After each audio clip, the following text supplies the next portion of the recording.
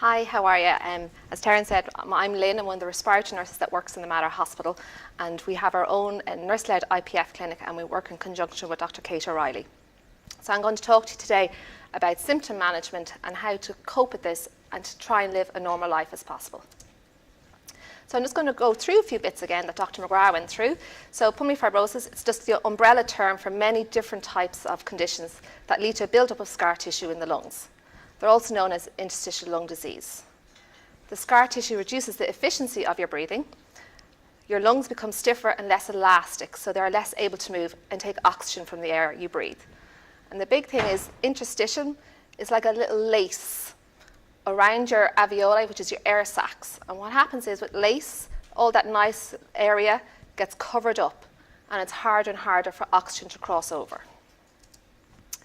So with the diagnosis, very important to get a full medical and social history. Medical to make sure, again, you're not on medications that could cause fibrosis, that you haven't been exposed in the past to asbestos or coal dust, pigeons. Social history as well, just to see exactly how you're coping at home. Do you live by yourself? Do you have stairs in the home? Do you have family support? All of the causes for interstitial lung disease need to be investigated, so you'll be going for a series of bloods for rheumatoid arthritis, connective tissue disease, and again, as we said, environmental exposures, be it carpenters, your neighbour has pigeons, worked with asbestos years ago. Investigations for your diagnosis include the high-res CT thorax, so that's the donut-shaped scanner that you'd see in X-ray, pulmonary function test, which is the breathing test, 6-minute walk test. So your treatment options are dependent on the type of fibrosis you have. So very important to get the proper diagnosis. So your IPF, idiopathic pulmonary fibrosis, is treated with antifibrotic therapy. Different types of fibrosis like sarcoidosis is treated with steroids. So very important to get you what we call your differential diagnosis. So I'll be predominantly talking about IPF, but some of these symptoms are across the board for interstitial lung disease. And they include breathlessness, which is also called shortness of breath or dyspnea, fatigue, which is just general tiredness, cough, gastric reflux, which is a fancy word for heartburn, anxiety and depression, which is across all manners of diseases. So with symptom management, there is no set algorithm. Every patient is different. So it's important for the specialist nurse to listen to our patients and their families and exclude all other causes for their symptoms. The end goal is quality of life, very important for all patients, no matter what their illness. And where appropriate and with sensitivity, we do introduce the role of palliative care. People get afraid when they hear those words. Years ago, it was very much towards end of life, you've got cancer, you're dying. But palliative care now is very involved across all manners of what we call chronic illnesses, and they assist us in managing symptoms. And we've referred patients 5 years ago, they're still alive. It's not to be afraid when you hear those words in clinic. So we'll start with breathlessness. There's different types of ways of managing it. Non-pharmacological means no medications, no tablets. Education is a big thing. To understand why you're breathless and the importance of treating that breathlessness, be it exercise. Again, as Tara is saying, so important. And to be a bit more breathless than you normally would be to ensure you get a proper workout for those lungs. Handheld fan, you think, what's that going to do for me? Studies have shown just holding it 6 inches away from your face, around your nose and your mouth and your upper lip. When you're breathless, using that can provide reassurance, can help with the breathlessness. And ILFA have little handheld fans or key rings. They're very good, and patients do find them of benefit. Exercise, where appropriate, if you can, be referred into pulmonary rehab in your local area. As Tara said, use your home, use your steps at home, up and down, tin of peas, anything like that is very important to exercise. And I'll be mentioning in every slide that you'll see. Positions of ease, again with breathlessness. To sit down, lean forward, lean against a wall, lean over a chair, anything like that that you find comfortable to work to help ease your breathlessness. Recovery breathing and relaxed breathing. It's like mantras. You're breathing into your nose, calm, out your mouth, ease. Calm, ease. Or mantras in your brain. I can do this, I will be fine. I can do this, I will be fine. And working on that and focusing on that can help reduce down your breathlessness. Again, anxiety is a big thing. The more anxious you get with your breathlessness, the heart rate increases, therefore your breath rate increases. So it comes into this sort of like a panic attack. So very important to work on your anxiety levels. And with managing breathlessness and taking positions of ease, doing different mantras, very important to practice them, because when it comes to the day that you're breathless and you can't get over it, all those things go out your head. So practice it at home when you're sitting watching TV. Again, with breathlessness, there's different, for pharmacological management, so medications that are prescribed. Oxygen is one. Some patients need oxygen, some patients don't. And patients are on different rates of oxygen as well. And you'd find when they go to pulmonary rehab, they compare and contrast of other patients who've got different diseases and are on different amounts of oxygen.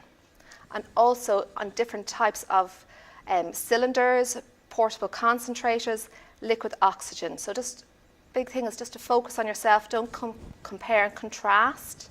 That's a big thing. And we have Air Liquide and BOC here today as well. And they're a great support to patients. Medications for anxiety, just taking that little edge off your anxiety can help with your breathlessness. Depression is a big thing. Across all chronic illnesses, very important for you to know your mood levels, speak to your GP, speak to any local care representatives, speak to your nurse, speak to your consultant. Very important to treat your depression. And in some cases, we have introduced opioid medication, which is morphine-based. That does take the edge off people's breathlessness. And it's all about, again, back to quality of life. We want you to lead a normal life as possible. And using these things can help. ILFAR launching their breathlessness management leaflet today, and they have gone through this and more. They also have a stall card, and stall is all stop what you're doing, turn up your oxygen, let your imagination run away with itself, let your breathlessness return to normal, carry on. They have the handheld fans as well, so they are a great support. So go over to their stand and see what leaflets you can get to help you manage your illness. So fatigue, tiredness. This leads to little energy or motivation for everyday tasks.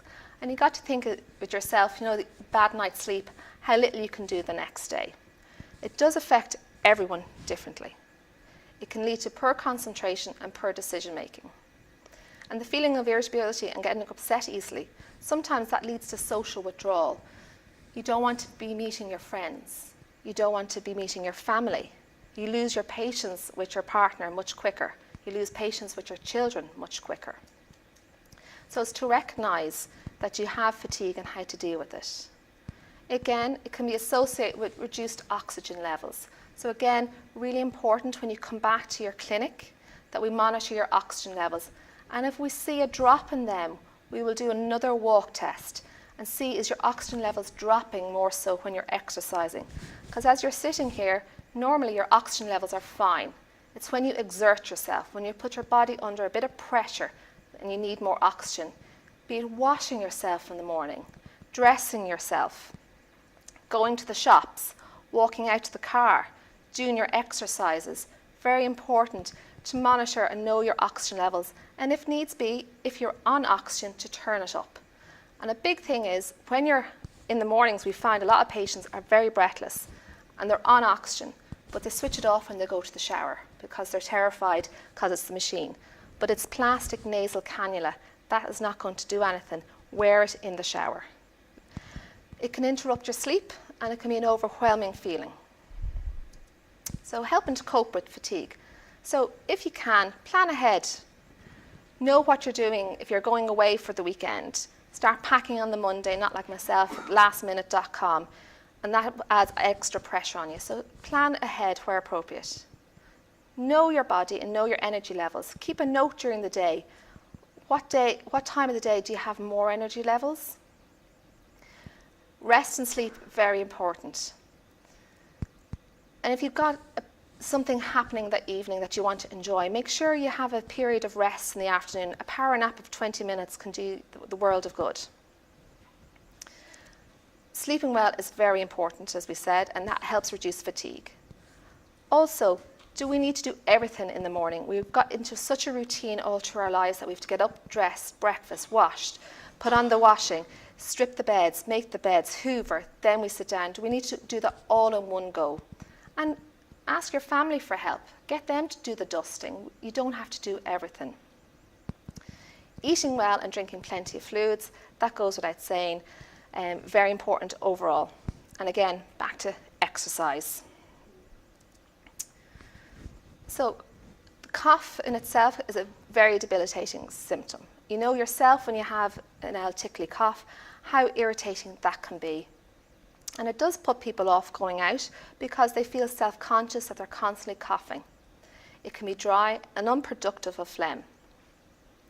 Sometimes people find it happens more during the day than at night. What are the triggers?